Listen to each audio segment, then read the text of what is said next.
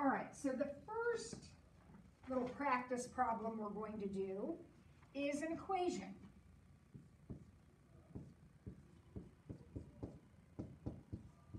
All right, so the directions say solve. We're going to solve this equation. Can anybody remember how to do this? This is the last thing we did. We spent a couple days doing this recently. Multiply by x. That's exactly right. Now, are we going to multiply by x in every problem? No. We're going to multiply by whatever the denominator is, right? Since the denominator is x, that's what we'll multiply by. If the denominator had been like x plus 1, that's what we would multiply by. But it's an x. So now we're going to multiply everything by x. Everything. So that will give us, right here in the beginning, that will give us x squared. Now here's where sometimes we mess this up, and we shouldn't. We times by x so that we would get rid of that denominator. So the x's cancel, and all we have left here is minus 5.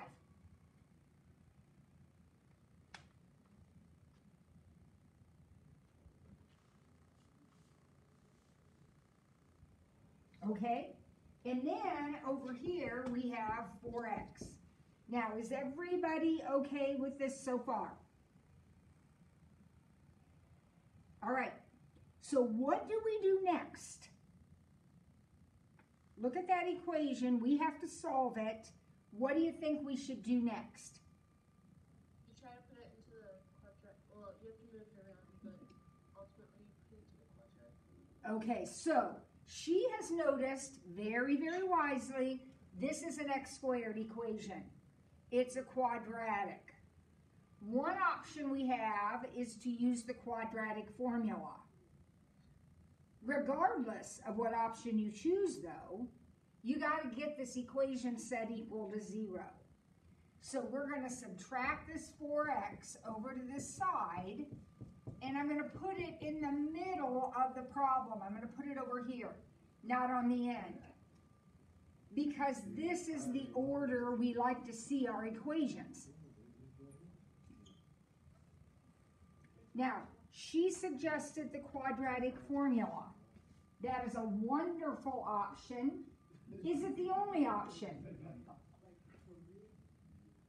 No. This one factors pretty easily. If you see that it factors, you can go ahead and factor it. Because 5 times 1 is 5, and negative 5 plus 1 is negative 4. So I'm going to get two different answers, whether I do the quadratic formula or just factor. And my two answers are x equals 5 or x equals negative 1. Now, sometimes with these problems, we get extraneous roots. Do you remember that? Are either one of these extraneous? Do I need to get rid of either one of those? No, because the only reason we get rid of answers is because when we plug them back into the original, they give us a 0 in the denominator. If I put a 5 in here, would that be a 0 in the denominator? Nope. If I put in a negative 1, would that be a 0 in the denominator? No. So both of these are perfectly fine answers.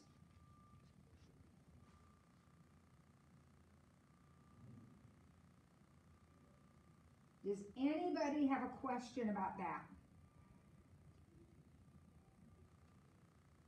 If you look back at your notes, there were several problems like that, and we have completed them all. So feel free to go back and relook at those or redo this problem. And of course, if you come to Flex today, we can practice some more then too. All right, but what we're going to do now is the second question on the quiz, because there'll be two questions. One will look like this. It'll be a solve. Solve the equation. The other one is one of these guys.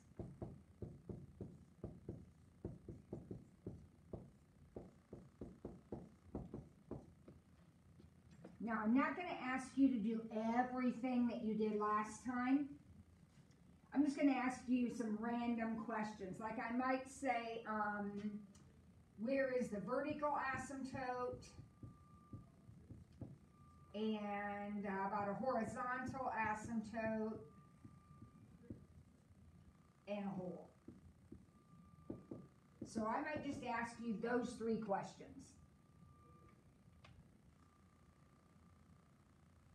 So you don't have to like graph this and do all that stuff, but you have to do enough to get these answers. So what do you think? Who has an idea? Any of those?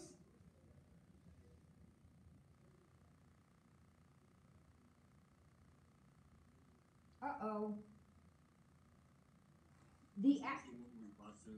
Okay, so we can actually get the horizontal asymptote right off the bat. So if you want, right from the get-go, we can get our horizontal asymptote. What would our horizontal asymptote be? Y equals what? Yep. Perfect. Because we have 1x squared over 4x squared. Now, the horizontal asymptote can always be found right at the very beginning. You can do that right off the bat, always. These other things you cannot. To find these other things, you're going to have to factor and simplify the problem. Okay? So does anybody see any factoring with the problem? Doesn't the top factor down to x minus 4 plus 1? Yep. And then the bottom you have to pull out a 4 if you want, but then that factors down to x plus 1, x minus 1. Very nicely done. So the top, little trinomial, factors into x minus 4, x plus 1. The bottom, we have to pull out a 4, which we keep. We don't get rid of that 4, we keep it. And then what's left is the difference of squares. So x minus 1, x plus 1. Now what do we notice now that we've gotten the whole shebang factored? What do we notice about it? X plus 1 cancels. That means we're going to have a hole, right? So one of the questions I asked was, is there a hole? And yes, there is. And where will that hole be? Look what canceled.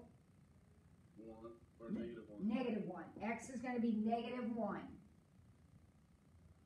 That's what canceled out. The opposite.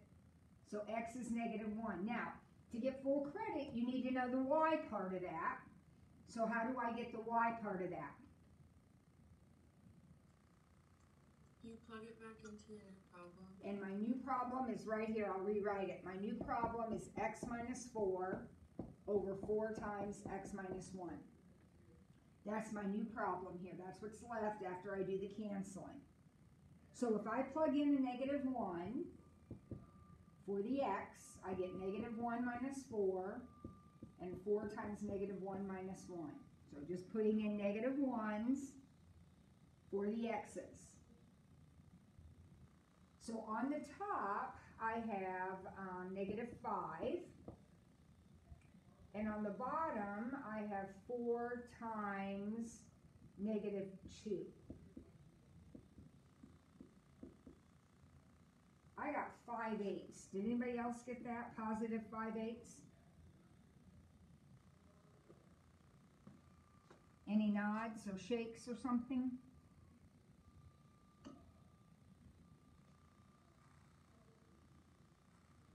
Okay. All right, well, there's one more question I asked. I said, where's the vertical asymptote? Well, remember, this is your new problem right here.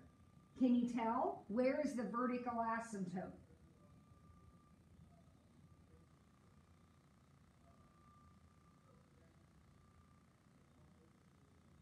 What can x not be?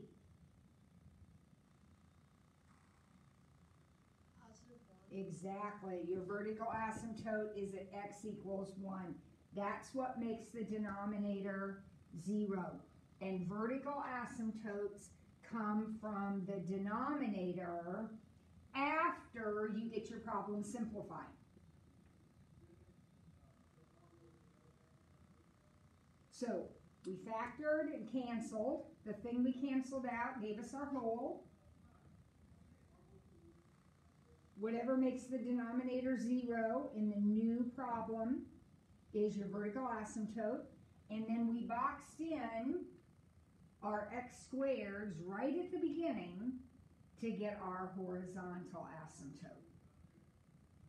So on the quiz next time, I'll give you some kind of problem like this, and I'll ask you either 1, 2, or 3 of these questions right here. So you'll have to do some factoring and simplifying, but you don't have to draw the whole thing like you did before. Okay? All right, let's get our notes out and let's pick up where we left off, which was on page 22. We're getting ready to start the last section in this chapter, 2.8.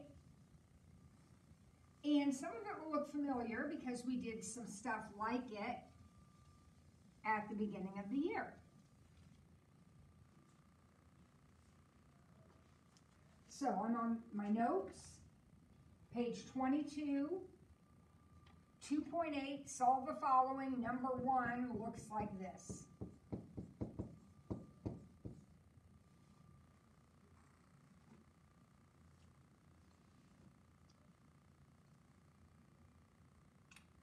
All right, so notice it's an inequality. So in this last section, 2.8, every problem we do is going to be an inequality of some kind, a less than or greater than, and we're going to use a number line. So you're going to draw a number line. You're not going to put these on the coordinate plane. You're just going to draw a number line. Okay? And then on the number line, we're going to put a couple of dots. These are going to be open dots because of that symbol right there. Anybody want to take a wild guess where the dots might go? -2 and +3. You're exactly right. -2 and +3, that's where the dots are going to go. I don't even know what their plan is. And then we're going to shade. My kids at school don't come back till next year. Does anybody remember anything about the shading? We talked about this before. Does anybody remember anything about that? Remember, sometimes we shaded between the dots and sometimes we shaded outside the dots. Anybody remember anything about that? This one, you less than don't you shade between, and greater than you shade outside. Exactly. So, unless there is something funky about the problem, which there is in the very next problem, it has a squared in it. If you don't have anything weird like that, if you don't have any squares on your factors, then if it's a less than, you shade between the dots. If it's a greater than, you shade outside. So this is a less than. I'm going to shade in between my dots, and my answer is all of the x's in between -2 and 3. Remember your interval notation. These are open dots, so I'm using the parentheses to describe that answer.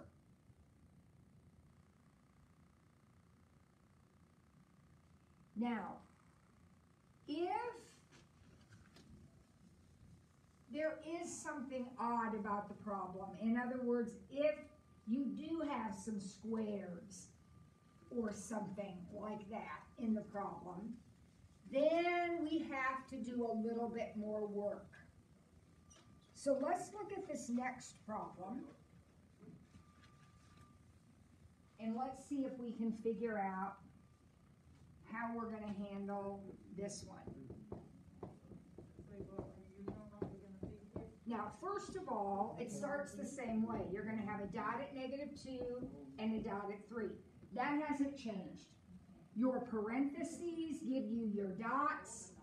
You've got the same 2 parentheses we had before, so the dots are going to go in the same place. This time, however, there's no shortcut to the shading. This time, I'm going to have to pick a number here, and then pick a number here, and then pick a number here, and see if any of them end up being negative answers. Here's what I mean. And you'll remember this from before. We did this before. If I pick a number out here, and any number out here is fine, so maybe -3. If I put -3 in here, that would give me a -1. If I put a -3 in this parentheses. If I put a -3 in this parentheses, it gives me a -6, but it's squared, so it's 36. So I'm picking a number out here, -3, putting it in, I get -1 and +36, because I have to square this one. Now, when I multiply those two things together, -1 times 36, I get a -36. Is that less than 0? Is -36 less than 0? Yes. Yes. So that means I shade this part.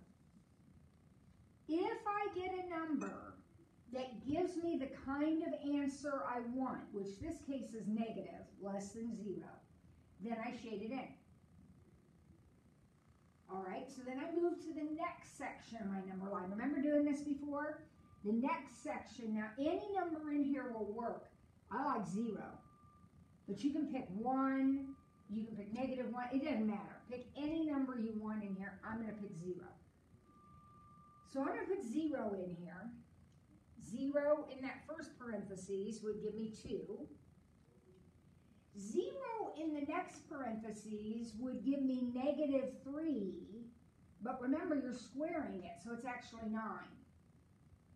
So that's 2 times 9, that's 18. Is 18 less than 0? No. So I don't shade that part. That part didn't work. All right, so now I'm going to pick a number bigger than 3, like 4. 4 plus 2 is 6. 4 minus 3 is 1, squared is 1. Now when I multiply those together, I get 6.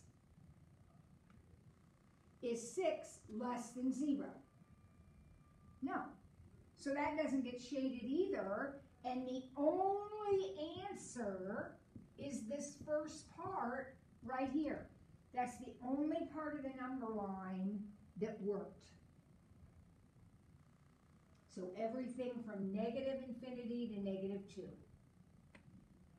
Ms. Ford, Yes, what number did you use for the first part of the number line? I put in -3, but you could put in anything you wanted.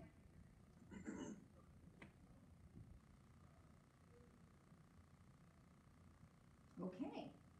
Now, the ones that don't have any squares, they are so much easier because as you said, we have that shortcut rule that says less than is between the dots, greater than is outside the dots. If you put the squares in there, or cubes or anything, you've got to do all of this checking. It's a pain in the butt, but it's what we have to do. All right, let's look at the next one. Oh gosh. It's the same 2 parentheses, but they're both squared.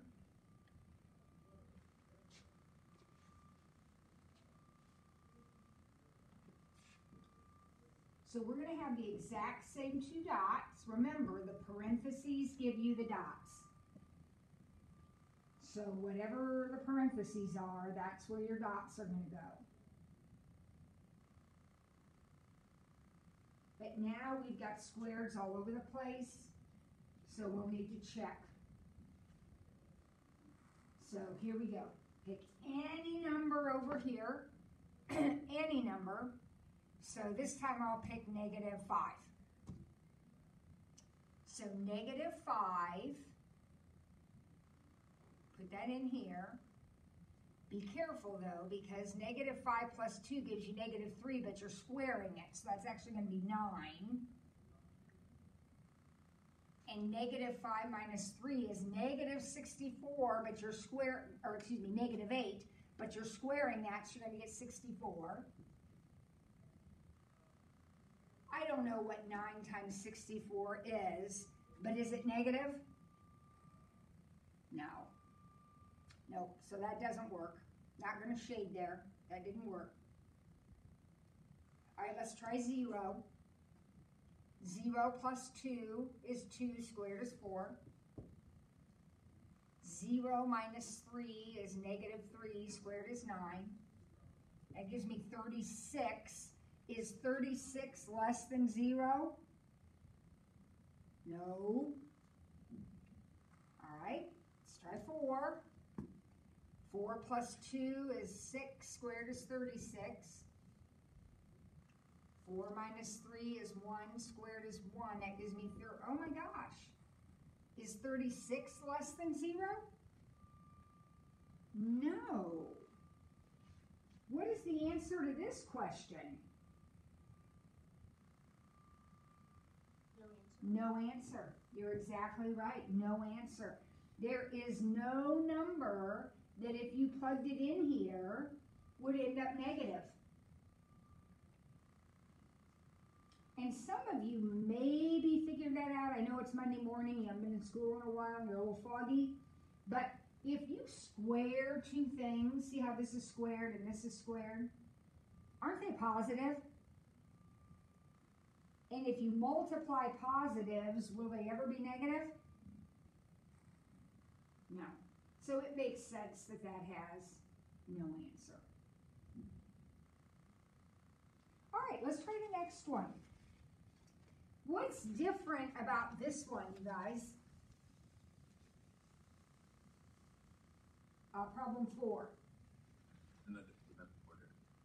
Okay, it needs to be factored because you need to know where the parentheses are so that you know where to put your dots, right? So we're going to have to factor this guy just like we've been factoring our other problems. How does that one factor? Anybody see it?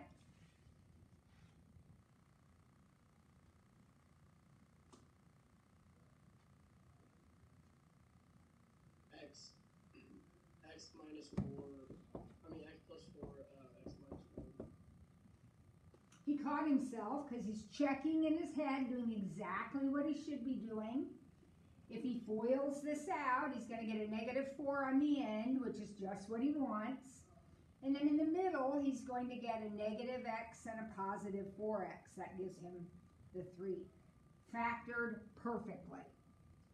Now, where do the dots go then? If these are our parentheses, where will our dots be?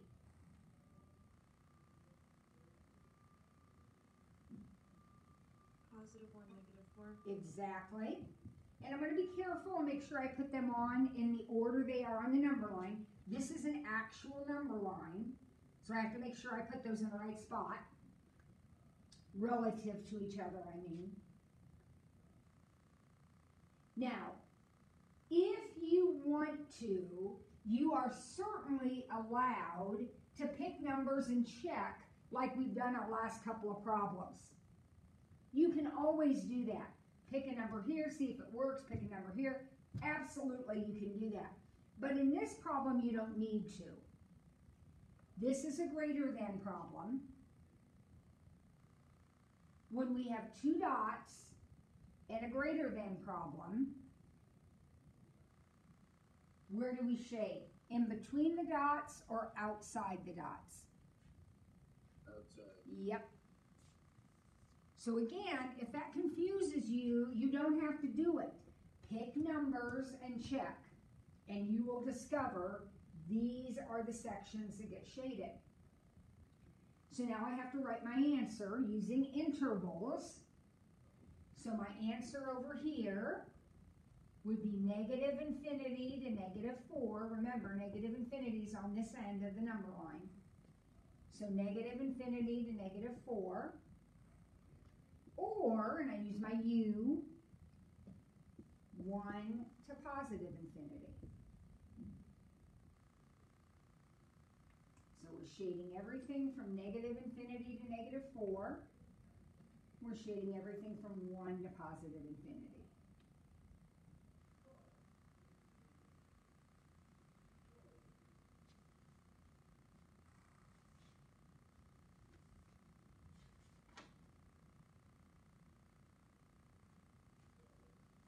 Okay.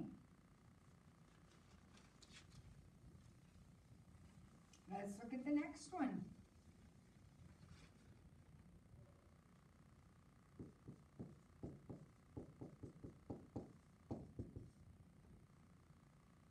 How do we start it?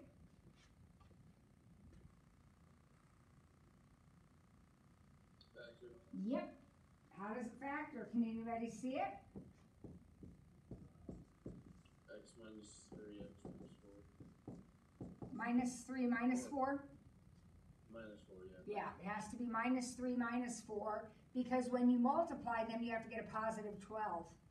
So negative 3 times negative 4 would give you positive 12, but negative 3 plus negative 4 gives you negative 7. So there we go. There are the factors. Beautiful, beautiful, beautiful. Now we're going to draw a number line. There are going to be 2 dots on the number line. This time, for the first time today, the dots will be colored in. Everybody remember that rule? The dots are going to be colored in. And where will the dots be? What are the labels on my dots? 3 and 4. 3 and 4, perfect. Positive 3, positive 4, 3 and perfect. 4. Yep, 3 and 4. Now, you're free to start picking numbers and checking, or since there's nothing squared, nothing weird on any of those factors, my shortcut applies. It's a greater than problem. Where are greater thans shaded? Out. Yep, I see Claire pointing out. So we got here and here shaded in. So now I need to write my answer. Remember, when you shade the arrows, you're using infinities. When the arrows are shaded, that means you're using infinities.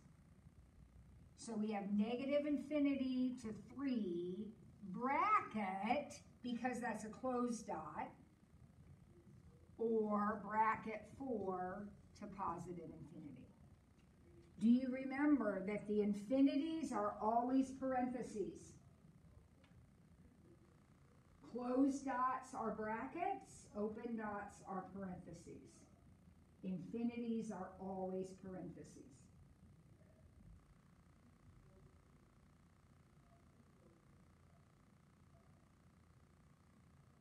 All right, we doing okay so far, guys? Well, let's take a look at problem 6. Now we're hitting the big time.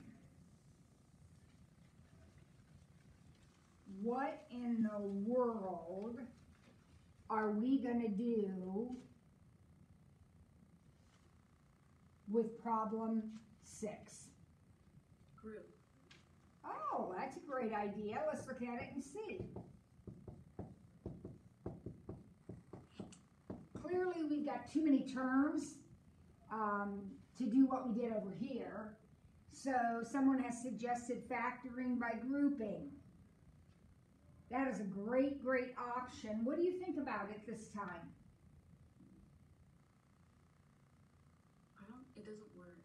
It doesn't factor by grouping, does it? Now, kids, I need you to remember that when we say it works, we don't mean that we can actually factor something out. We mean we have the same parentheses left over.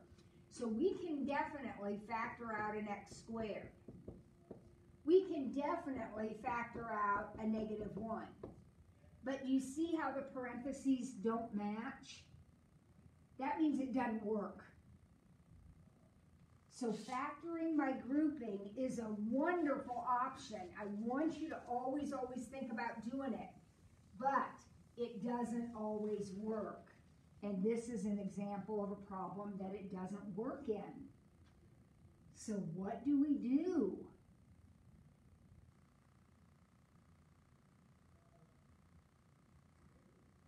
Division, right? Yeah. You're going to think about your PRRs, and you're going to guess and do some synthetic division. So what are our PRRs? Anybody remember? Take a look right here. What are your PRRs? 1, 6, and then 2, 3. Yep. Over 1, of course. That's it. So those are our guesses, plus or minus those numbers. So anybody have a thought? We just got to jump in and do one. So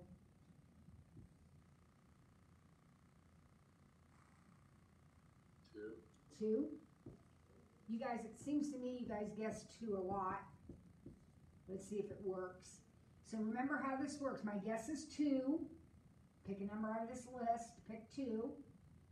1, -2, -5, 6. Those are my numbers. Bring this 1 straight down.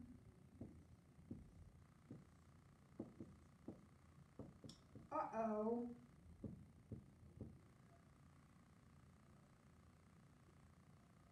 That didn't work, did it? How do I know? What has to happen?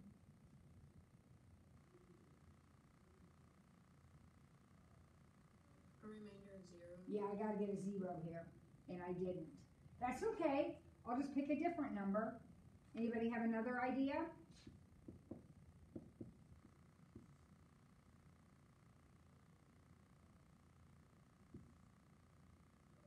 Oh, let's try -2.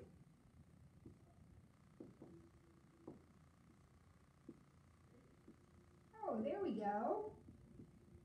-2 worked. Remember, you just have to keep guessing till you get one that works. Now, what do I do now that I have one that works?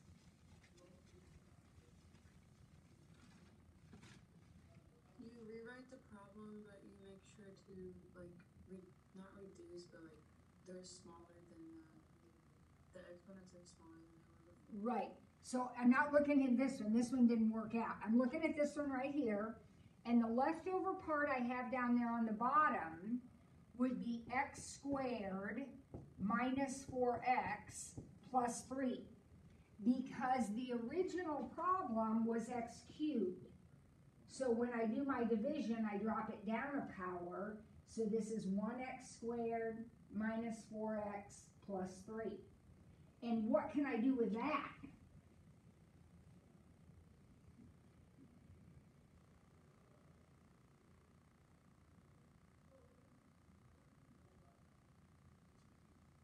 Nice. You can factor. Yeah. You're always going to want to factor that now. So like x minus 3, x minus 1. Perfect. Now, here is the hardest thing to remember. In your original problem, you had x cubed, right? That means that you need 3 factors. X is not enough. That only gives you the squared. You need a 3rd factor. The 3rd factor is the one that you guessed.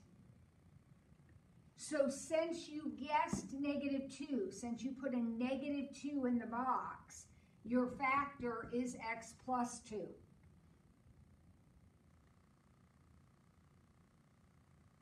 So this guy right here has to be included. Always, always, always, the one you guess right has to be included as one of your factors. So now you have all three of them. Remember, the original problem was less than or equal to 0. That was the original problem. So now we're going to go to our number line,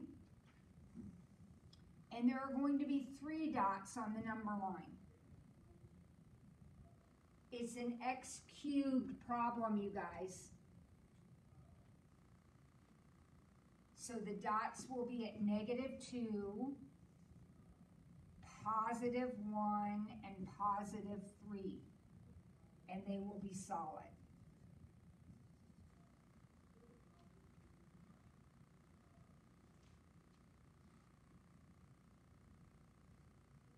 Does anybody have a question so far?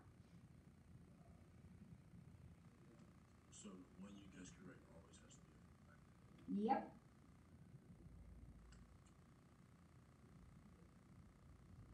Now, there are too many dots here, kids. My rule about in between and outside can't work because there's too many dots. So let's pick a number somewhere. Don't pick the dots. Pick something in between the dots. What would you like to try? 2. 2. All right. Now 2 is right here. So I'm going to keep track of, I'm picking 2. 2 is in this spot right here. When I put 2 into my factors, 2 minus 3 is -1. 2 minus 1 is 1. And 2 plus 2 is 4. So I am multiplying. I put 2 into each parentheses, and for each x, and I'm going to multiply those all together, and I got -4. Is -4 less than 0? Yeah, so that works. Now, does anybody remember the shortcut that we can do with problems that have 3 and 4 and 5 dots on them? It's like every other. Exactly. Doesn't work. Yes, that's exactly right. So here's the deal. Because this actually worked, I know that this section will not, this section will not, but this section will. Because as long as you don't have any squares on here like that, you don't have anything like that, the sections will alternate, like he said, every other one. So I had to check one section, and we just randomly picked this one. It worked. So that means that one didn't, and that one didn't, but this one did.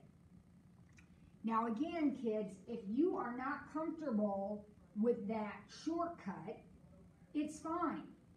You picked a number here, so then you'll just pick a number here, pick one here, and pick one here. You can always, always do that to get your answer. You never have to use a shortcut if you're uncomfortable or wondering, not sure. You can always just pick a number in each section. All right, but now I need to write my answer. So remember, anytime an arrow is involved, there's an infinity. So we have -infinity to -2. And we're going to put a bracket on the -2. Put our union symbol, our U. And then we have a bracket 1 to 3. No infinities down here because we didn't shade in that arrow. So it's just bracketed 1 to 3.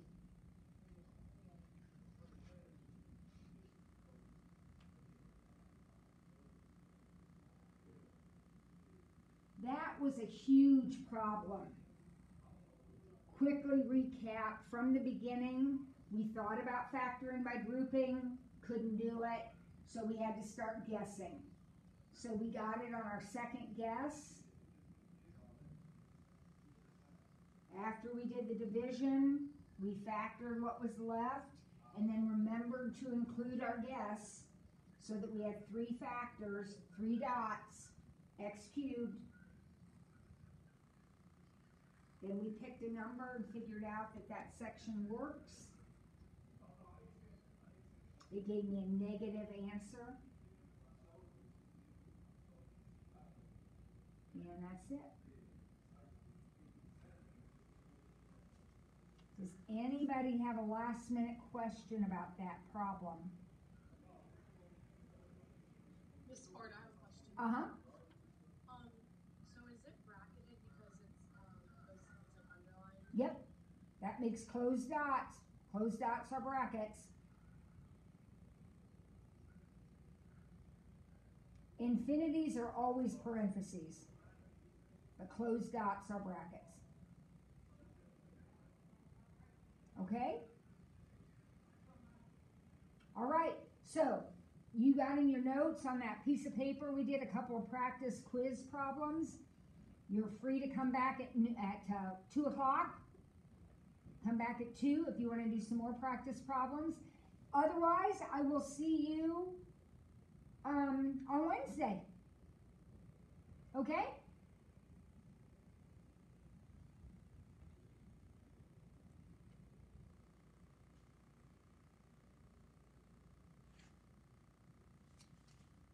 Mrs. Ford, I have a question. Uh-huh. Next, because I was already working it out. Uh-huh. Can you do grouping? I did grouping. Yes. on that one. Yes, that one groups. Okay, and then is there going to be a squared on the x plus 3? I don't know. If there's 2 of those factors, yes. Another 2 of them. Well, no, when you factor by grouping, you only write it down 1 time. I know I did write it down 1 time, but do I put a square since there was 2 of them or no? No, Okay. no. Okay. So then I don't have to do the where I plug it in like a random number, do I? Yeah, because you're gonna have 3 dots. You have to figure out where to shade. Okay. Okay, I'll talk to. I have my tutor today, so I'll talk to her about it. Okay. I was confused. Thank you. Bye bye.